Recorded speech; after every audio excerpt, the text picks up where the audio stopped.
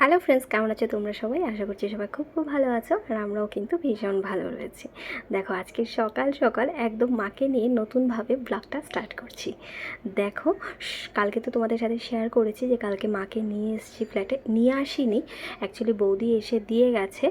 আর আমি যেহেতু আরশির ক্লাস ছিল, মানে আমি গিয়ে আনতে পারিনি। আর আরশিকে রেখে যে যাবো, অ্যাকচুয়ালি যেহেতু স্কুটি চালিয়ে যাই, সেই কারণে মাকে স্কুটিতে নিয়ে আসা পসিবল নয়। আর মা গাড়িতেও একা বসে আসতে পারবে না, সেই জন্য বৌদিকে বলেছিলাম তুমি একটু দিয়ে যেও।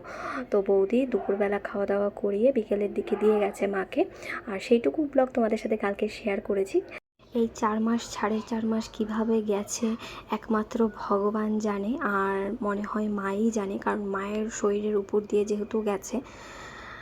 একদিন আমাকে শুয়ে শুয়ে বলছে যে, একদিন নয় মানে কালকে রাতেই আমাকে শুয়ে শুয়ে বলছে যে এই 2 মাস কী করে গেছে, দিন রাত আমি কিছুই টের পাইনি।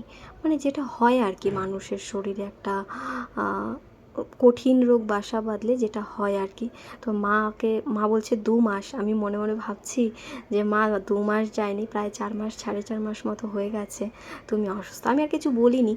আমি বলছি মা তুমি এখন আগের থেকে অনেক ভালো আছো। প্রথম থেকে মাকে আমি সাহস দিচ্ছি যে মা, এর থেকে অনেক কঠিন কঠিন রোগ হয়, এর থেকে অনেক বড় বড় রোগ হয় মানুষের, যেটাতে মানুষ সুস্থ হয়ে যায়, ভালো হয়ে যায়, আগের মতো হয়ে যায়। আর তোমার কিসের কষ্ট বলো? তোমার মেয়ে ছেলে, তোমার বউ, তোমার ফ্যামিলি, তোমার সব কিছু, সবাই তোমাকে কত ভালোবাসছে, কত আশীর্বাদ করছে, যার জন্য তুমি এখন এতটা ভালো আছো। তুমি যাই হোক, অনেক কথা বলতে বলতে যেটা মেইন কথা, মানে এখন আমি যেই কাজটা করছি, মায়ের প্রেশার সুগার মাপা হয় রোজই। অ্যাকচুয়ালি মা যে মেডিসিনটা খাচ্ছে মায়ের প্রবলেমের জন্য, তো সেই প্রবলেমের জন্য যে মেডিসিনটা খাচ্ছে সেটা খেলে ডক্টর বলেছে যে প্রেশার সুগার দুটোই, সুগারটা বাড়তে পারে।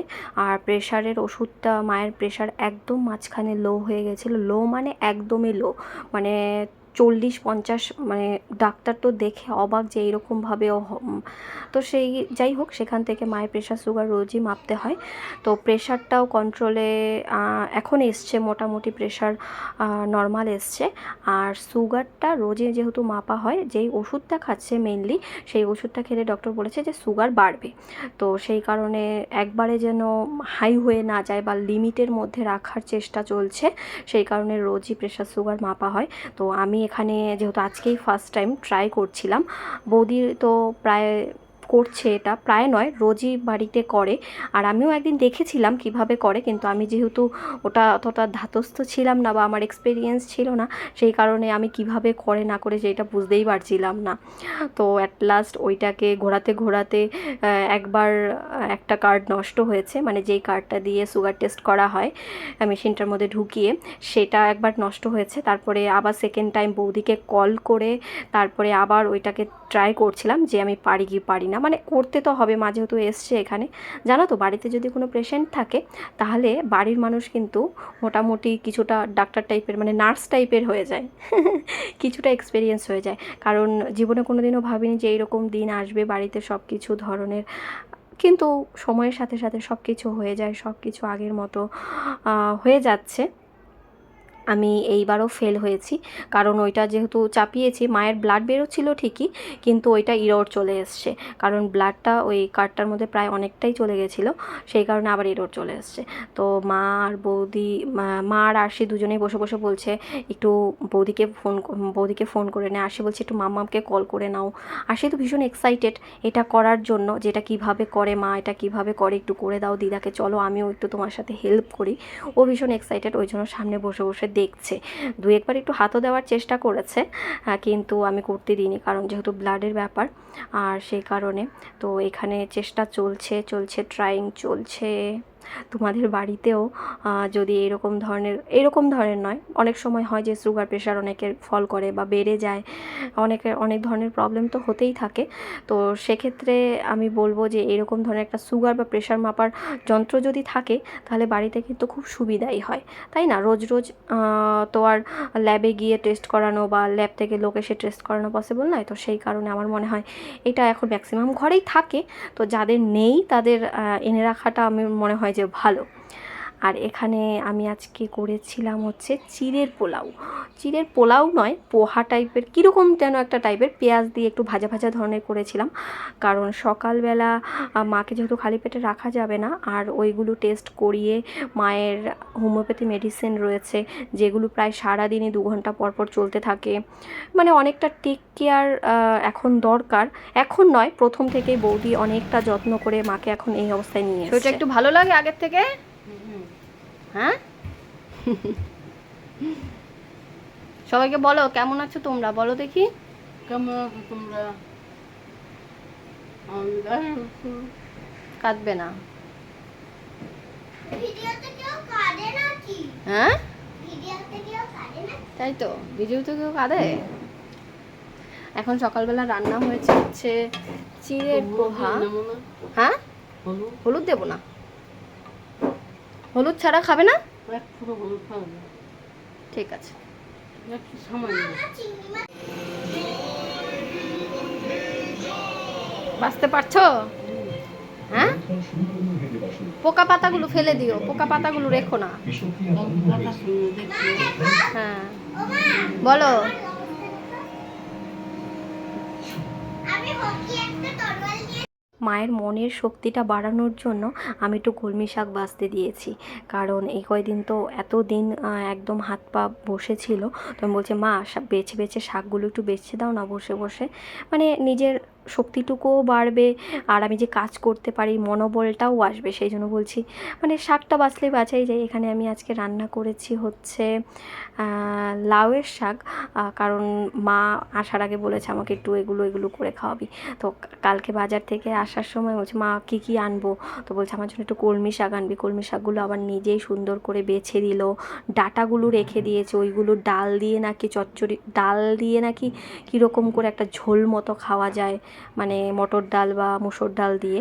তো সেইটা করার জন্য ওইগুলো আবার বেছে রাখলো সুন্দর করে। তো অনেক দিন পর শাক কয়টা বেছে বেশ আনন্দই পেয়েছে। তো চুলগুলো পাকা পাকা যেহেতু, আর মা যখন প্রথম অসুস্থ হয়, মানে আমরা জানতে পারিনি তখনও যে মা এরকম অসুস্থ, তো তখনও আমি মাকে ফ্ল্যাটে নিয়ে এসেছিলাম, এরকম চুলে কলপ টলপ করে দিয়েছি। তো এখন বহু দিন পরে আবার এখানে বসিয়েই করে দিয়েছিলাম, তো সেই কথাগুলোই মনে পড়ছিল, আর মাকে বলছিলাম মা এরকম এরকম মনে আছে তোমার সব কিছু আগের।